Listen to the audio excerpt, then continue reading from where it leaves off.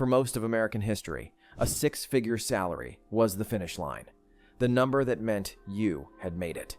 You could afford a home, raise a family, save for retirement, and still have something left over. $100,000 a year was the definition of financial comfort.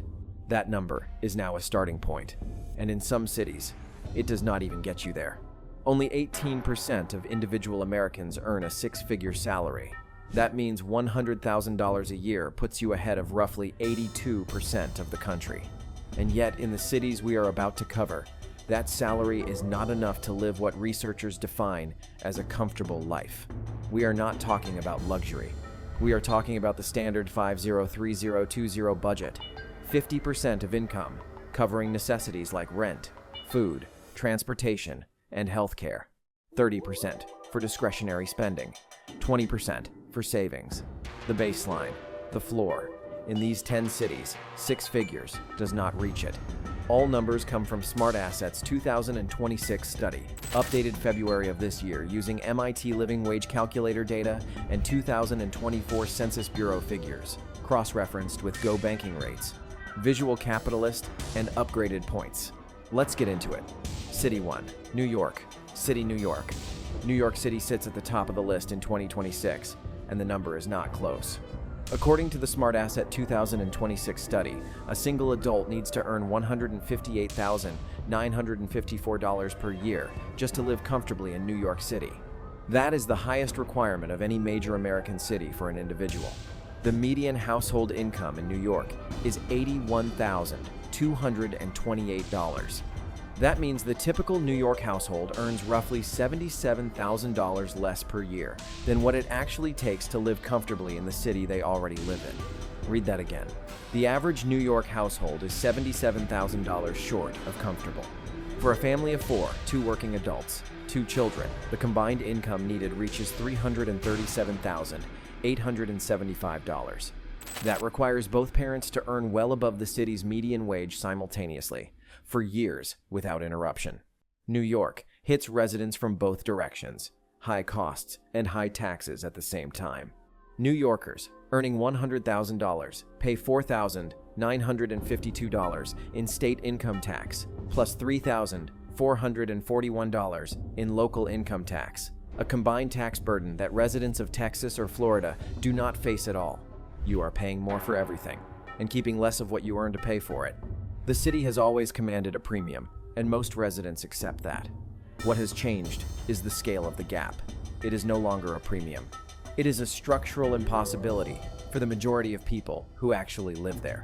If you've made it this far, please consider liking the video and subscribing to our channel. It's completely free, and we bring new videos about our country. City 2, San Jose, California. San Jose comes in just behind New York, and in one critical way it is actually worse. For a single adult, the comfortable living salary in San Jose is $158,080, essentially identical to New York. But for a family of four, San Jose overtakes every other city in the country. The combined income needed for two working adults with two children is $402,771, over $400,000 for a family of four. To live comfortably, not lavishly, not extravagantly, just comfortably, by the 503020 standard. The median household income in San Jose is $148,226, one of the highest of any city in the country, reflecting the enormous tech salaries that Silicon Valley generates. And even that income, which is nearly double the national median, covers only about 37% of what a family of four needs to live comfortably here. The driver is housing.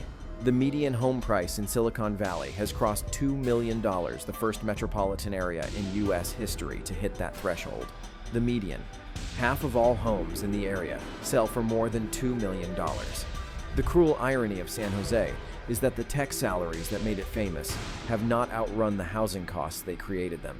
Every compensation increase at Google or Apple gets priced into the rental and real estate market almost immediately.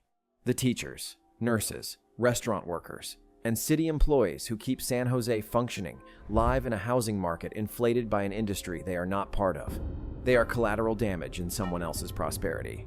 City 3, Irvine, Anaheim, and Santa Ana, California. Three cities, same county, same number. Irvine, Anaheim, and Santa Ana, all sitting in Orange County, just south of Los Angeles.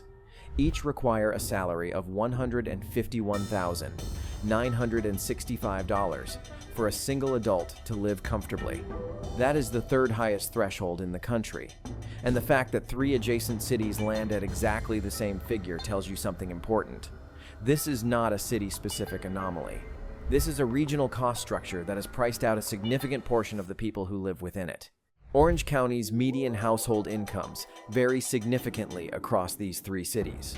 Irvine sits at $145,731, while Santa Ana is at $95,118, and Anaheim at $101,145. In Irvine, the median household income covers about 96 cents of every dollar needed for comfortable living.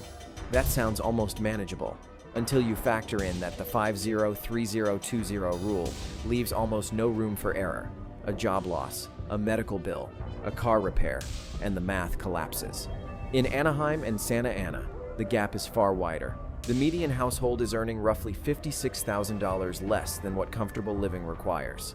These are not wealthy tech enclaves. Anaheim is the city where Disneyland is located. The people who staff that park, who work in its hotels and restaurants, who service the tourism economy that defines the city, they are living in a place where the cost structure has nothing to do with their salaries. Orange County is California's affordability crisis made visible at the neighborhood level. City 4, Boston, Massachusetts. Boston is a city built on education, medicine, and history. It has the highest concentration of universities of any major American city. Its hospital system is world-class. Its neighborhoods have a physical character and a walkability that most American cities lost decades ago. It is also, for families, one of the most expensive cities in the country. The comfortable living salary for a single adult in Boston is $139,776. For a family of four, the combined income needed reaches $368,742, the fifth highest family threshold in the nation, behind only the Bay Area. The median household income in Boston is $97,791. A family earning that amount needs to find an additional $270,000 in annual income to live comfortably. That is not a budget gap. That is a different economic reality entirely. Boston's housing market suffers from constrained geography. The city is relatively small, hemmed in by water and dense suburbs, combined with a chronic failure to build enough new housing to meet demand. The student population, enormous and constant, creates structural pressure on rental markets that never fully releases. The city's reputation as a destination for young professionals means demand never softens, even as affordability worsens. Boston also illustrates a dynamic that defines many cities on this list: the salary gap between the industries that drive the city and the people who keep it running. The doctors, professors, and biotech workers earn salaries that approach what Boston's costs require. The administrative staff, the home health aides, the public school teachers, the retail workers, they do not. They live in the same city, pay the same rents, and fill the same grocery carts. The math does not work for them, and the city has not found a credible way to make it work. City 5, San Diego, California. San Diego has spent years marketing itself as the livable California, the one with the beaches and the weather and the military presence and the biotech industry, but without the extremity of San Francisco or the sprawl of Los Angeles. The comfortable living salary for a single adult in San Diego is $136,781. For a family of four, the combined income needed is $312,915. The median household income is $111,032, one of the better median incomes on this list, and yet still roughly $200,000 short of what a family of four needs. San Diego's housing market has been driven partly by genuine demand. It is a genuinely desirable place to live, and partly by the same constrained supply dynamics that affect every major California city. Zoning restrictions, slow permitting, and neighborhood resistance to density have kept construction well below what demand requires for decades. The city also has a specific cost dynamic tied to its military population. San Diego hosts the largest concentration of military personnel of any city in the country. Housing allowances for service members, which are set by the federal government, effectively create a rent floor in many neighborhoods because landlords know that a certain segment of the market will pay up to that allowance, regardless of what it means for civilian affordability. San Diego is expensive because it is genuinely desirable. That is an honest explanation. It does not make the math any easier for the teachers, the firefighters, and the hospital workers trying to live there. City 6, San Francisco, California. San Francisco has been having a very public identity crisis for the past several years.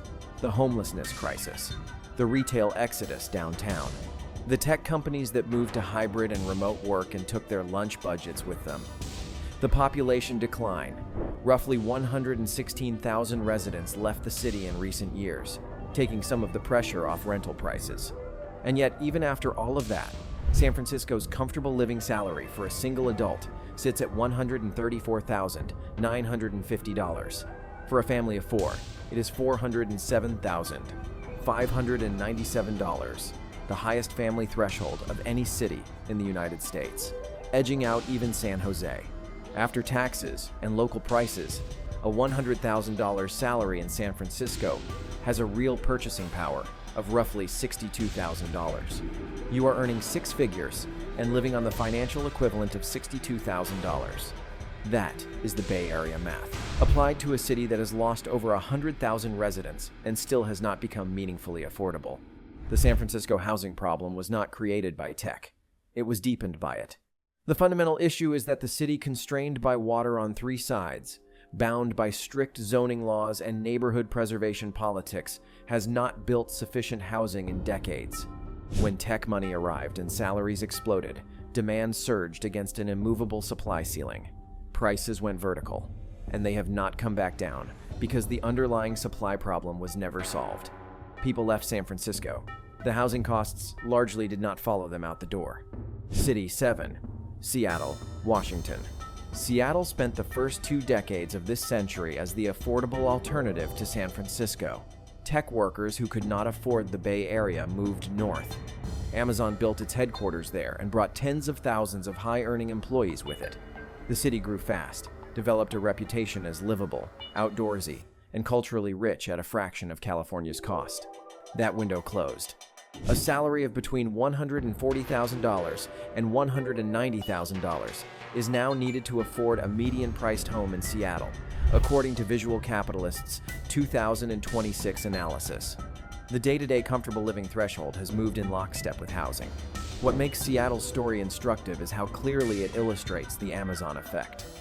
One company's expansion reshaped the entire housing market of a major American city within a decade. The workers Amazon brought needed housing. Housing prices responded. The ripple hit every neighborhood in the city, and eventually every suburb within reasonable commuting distance. Washington State has no income tax, which gives Seattle residents a meaningful advantage over their California counterparts. But no income tax does not solve a housing market that has systematically priced out the teachers, firefighters, nurses, and service workers the city depends on. Seattle also became a destination for people fleeing San Francisco and Los Angeles during the pandemic years. People who found Seattle expensive by their new standards, but affordable by their old ones, and who pushed prices upwards simply by arriving. The affordable alternative became expensive.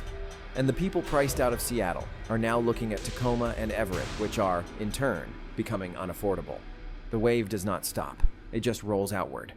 City 8, Miami, Florida. Miami is the surprise on this list for most people. Florida has no state income tax. It does not have California's reputation for financial absurdity. And yet Miami has undergone one of the most dramatic affordability collapses of any American city in the past 5 years. Since 2020, Miami has seen the fastest rent growth in the United States, prices rising 53%. The average mid-market rent went from $1,725 a month in 2020 to $2,645 by early 2026. That is a $920 monthly increase on a market that was not cheap to begin with. Go Banking Rates puts the comfortable living salary for a single adult in Miami at over $143,000. What happened to Miami was a collision of several forces arriving simultaneously. Remote work freed high-earning workers from expensive coastal cities.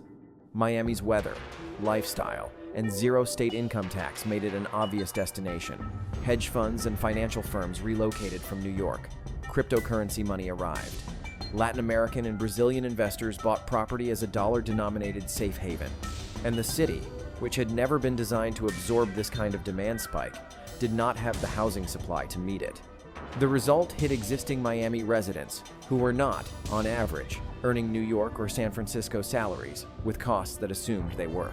Miami now has some of the highest rent-to-income ratios in the country. People are spending 40, 50, even 60% of their take-home pay on housing alone.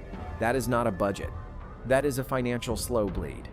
Miami is what happens when a city becomes desirable faster than it can build. The lifestyle sold the dream. The housing market sent the bill. City 9, Los Angeles, California. Los Angeles sells a dream. The beaches, the weather, the entertainment industry, the cultural diversity that makes it genuinely one of the most dynamic cities in the world. It also requires, according to Go Banking Rates, a salary of over $194,000 for a single adult to live comfortably, placing it well above Seattle, Miami, and Washington, D.C. on the full cost spectrum. The Los Angeles housing market has been structurally broken for years. The city has not built nearly enough housing to pace demand. Rents in desirable neighborhoods routinely run $3,000 to $4,500 for a one-bedroom. Buying a home in a neighborhood with reasonable commutes and decent schools now requires a down payment that most people in their 30s cannot accumulate without significant family assistance. California's income tax compounds the problem at every income level. The higher your salary climbs to try to keep pace with costs, the more of it disappears before it reaches your bank account. The state has the highest marginal income tax rate in the country for high earners. You are running uphill on a treadmill that is accelerating. Los Angeles also carries a cost that most standard analyses undercount: the car. Unlike New York, Los Angeles has no functional public transit system for most residents. You need a vehicle. You need insurance. You need gas. You need to factor in the time cost, which has a real financial value of sitting in traffic that ranks among the worst in the United States. Add that to housing, food, healthcare, and taxes, and the dream starts to look like a very expensive place to be exhausted. City 10, Austin, Texas. Austin is the most instructive city on this list because it was, within recent memory, genuinely affordable. As recently as 2015, Austin was a mid-tier cost city, cheaper than Denver, dramatically cheaper than California, a place where a reasonable salary went a real distance. Then came the announcements. Tesla, Oracle, Apple. A wave of tech companies and startups made Texas relocation decisions throughout the pandemic years, citing Austin specifically. Tens of thousands of high-earning workers followed. The city that had been affordable became, in roughly 5 years, a city where Go Banking Rates puts the comfortable living salary for a single adult at over $125,000. The median home price, which sat around $300,000 in 2019, crossed $500,000 and has remained elevated. Rents rose 14% since 2020, slower than Miami or Tampa, but on top of a base that had already been climbing sharply for years prior. What makes Austin particularly striking is that Texas was supposed to be the solution to the California problem. No state income tax, pro-development political culture, land available to build on. And Austin actually did build significantly more housing than San Francisco or Boston, by a large margin. It tried, by the standards of American urban housing policy, to grow responsibly, and it still became unaffordable. The demand that hit Austin was simply larger than any supply response could fully absorb in a 5-year window. The lesson of Austin is the uncomfortable one that closes this list. Even cities that do most things right can be overwhelmed when enough economic gravity pulls in one direction at the same time.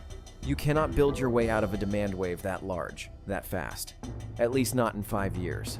So where does that leave us? Here is the honest summary, backed by the 2026 data. A single adult needs between $125,000 and $159,000 to live comfortably in the cities on this list. A family of 4 needs between $300,000 and $408,000. The national median household income is $83,730. Only 18% of individual Americans earn a 6-figure salary. In every city on this list, that salary does not meet the threshold. In the most expensive ones, 2 six-figure incomes combined still fall short of what a family needs. This is not a story about people spending carelessly or failing to plan. This is a structural mismatch that has been building for decades between what cities cost and what the people who live in them earn. It is a housing supply failure, a tax structure problem, a consequence of economic opportunity becoming so geographically concentrated that the places where opportunity lives have been priced beyond reach for the majority of people who live there.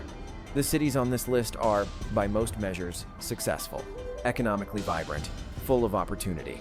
That is precisely the problem. Their success has made them unlivable for the majority of residents. Not the unemployed, not the struggling the majority. Working people, earning real salaries, doing everything right. $100,000 a year. 82% of Americans will never earn it. And in the places where most of the opportunity lives, it is not enough. That is not a personal finance problem. That is an American problem.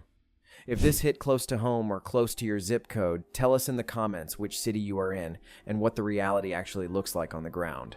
We read everyone. Subscribe if you want to keep seeing this kind of data broken down without spin. And the next video, the 10 cities where a normal salary still goes a surprisingly long way, drops next week.